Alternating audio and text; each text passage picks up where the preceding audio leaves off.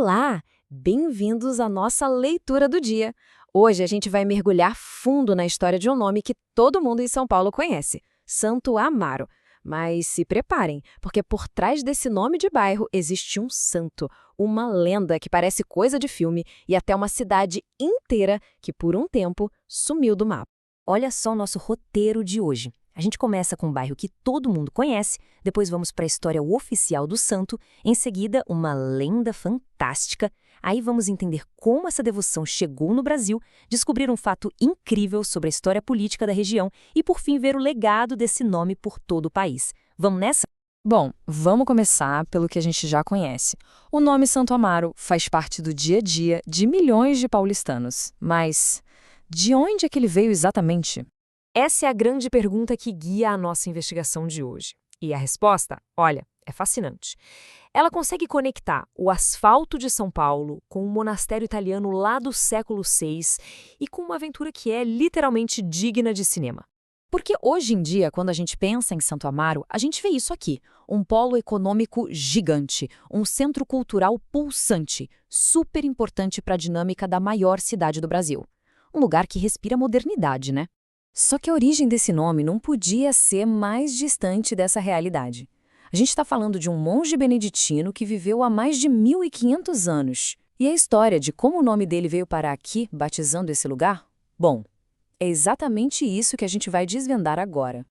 Então vamos para a nossa segunda parte, para conhecer a figura histórica, ou melhor, a figura religiosa. Quem foi esse tal de Santo Amaro, segundo a tradição da Igreja? Então, Amaro, que também era chamado de Mauro, nasceu lá em Roma no ano de 512, numa família nobre. Bem novinho, com só 12 anos, os pais dele o entregaram para ser discípulo de ninguém menos que São Bento, o fundador da Ordem dos Beneditinos. E ele se destacou muito por sua vida de oração, silêncio e muito, muito trabalho. Agora, aqui está o ponto central da história dele, a ideia de obediência radical. Para a gente, hoje, obediência pode parecer algo simples. Mas num contexto de um monastério do século VI, isso era a virtude máxima. Era o caminho para anular o próprio ego e se alinhar totalmente com a vontade divina. E a obediência de Amaro era uma prática espiritual tão, mas tão profunda, que se tornou a chave para o seu milagre mais famoso. E que milagre é esse? Bom, a história é a seguinte. Um dia, São Bento teve uma visão de um jovem monge se afogando. Na hora, ele ordenou a Amaro: corra e salve-o. E o Amaro, ele simplesmente obedeceu, não pensou duas vezes. Correu tanto que quando chegou na beira do lago, ele não parou. Ele continuou correndo sobre a água, puxou o rapaz para a margem e só depois ele percebeu o que tinha feito. Ou seja, o milagre não foi um ato de poder, mas sim um fruto da obediência mais pura e absoluta que se possa imaginar. Certo, mas se a imagem que ficou foi a desse monge todo silencioso e obediente, se preparem, porque a história dá uma guinada espetacular. Existe uma outra versão, uma lenda medieval, que transforma o Amaro num verdadeiro herói e aventureiro, quase um odisseu cristão. De acordo com essa lenda, que era super popular na Península Ibérica, Amaro era um nobre com uma obsessão: encontrar o paraíso terreno e ver o lugar com os próprios olhos. É curioso pensar como essa lenda fez tanto sucesso justamente ali, numa cultura que, séculos depois, ia se lançar aos mares em busca de nó dos mundos, né? A jornada de Amaro era quase um espelho espiritual das grandes navegações. E a jornada dele é uma epopéia, de verdade. Guiado por uma voz divina, ele se joga no mar, enfrenta um oceano congelado, monstros marinhos, encontra ilhas mágicas, conhece um eremita que domesticava leões, recebe ajuda de figuras santas. É uma história de aventura, fé e fantasia. Um verdadeiro blockbuster da Idade Média. E o ponto alto dessa lenda é quando ele finalmente chega aos portões do paraíso. Um guarda o impede de entrar, mas deixa ele dar uma olhada. O canto dos pássaros era tão, mas tão celestial que o tempo simplesmente parou para ele. Amaro ficou ali em êxtase. E quando o guarda disse que era hora de ir embora, 266 anos tinham se passado no mundo, embora para ele tivesse parecido um único dia. Que história, hein? É de tirar o fôlego. Se essa viagem pelo tempo está sendo legal, aproveita agora para se inscrever aqui no canal Leitura do Dia e deixar aquele like. Assim a gente garante que nenhuma das nossas futuras análises vai passar batido. Tá bom, agora vem a grande pergunta.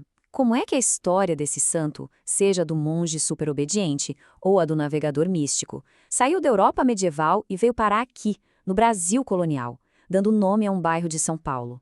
Foi uma jornada bem longa. Começa lá no século VI, na Itália. Quase 1000 anos depois, em 1552, o padre José de Anchieta chega numa aldeia indígena chamada Jerubatuba, bem na região que a gente conhece hoje. A sementinha da devoção foi plantada ali e, séculos depois, virou um município e, finalmente, o bairro que temos hoje. O momento decisivo foi um ato de fé de um casal de colonos portugueses, o João Paes e a Susana Rodrigues.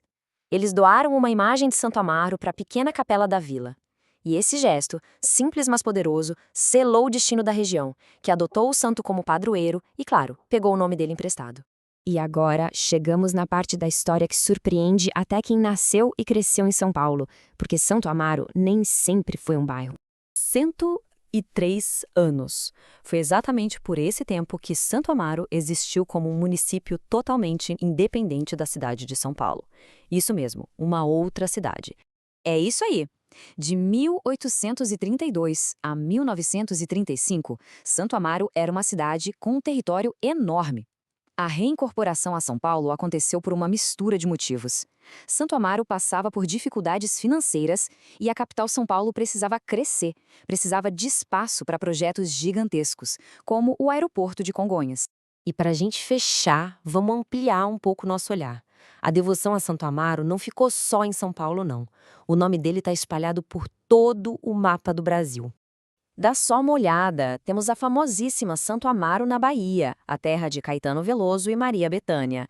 Temos Santo Amaro da Imperatriz, em Santa Catarina, super conhecida por suas águas termais. E também tem em Sergipe e no Maranhão. Essa última, inclusive, é a porta de entrada para os Lençóis Maranhenses. Mas aqui tem um detalhe que faz o Santo Amaro paulistano ser único. De todas essas cidades e lugares, só o bairro de São Paulo comemora o aniversário no dia 15 de janeiro, que é a data exata da festa litúrgica do santo. É a conexão mais direta, mais simbólica de todas. Então, no fim das contas, o que a gente descobriu hoje? Que o nome Santo Amaro é muito, mas muito mais do que uma placa de rua ou uma estação de metrô. Ele é um ponto de encontro entre a fé de um monge, a fantasia de uma lenda medieval e a história bem real da formação de São Paulo e do nosso país. E isso tudo deixa a gente com uma pergunta no ar para pensar. Quantas outras histórias tão ricas e complexas como essa não estão escondidas aí nos nomes que a gente vê e fala todo santo dia? Se alguém souber de alguma, conta pra gente aqui nos comentários. Muito obrigado pela companhia e até a próxima.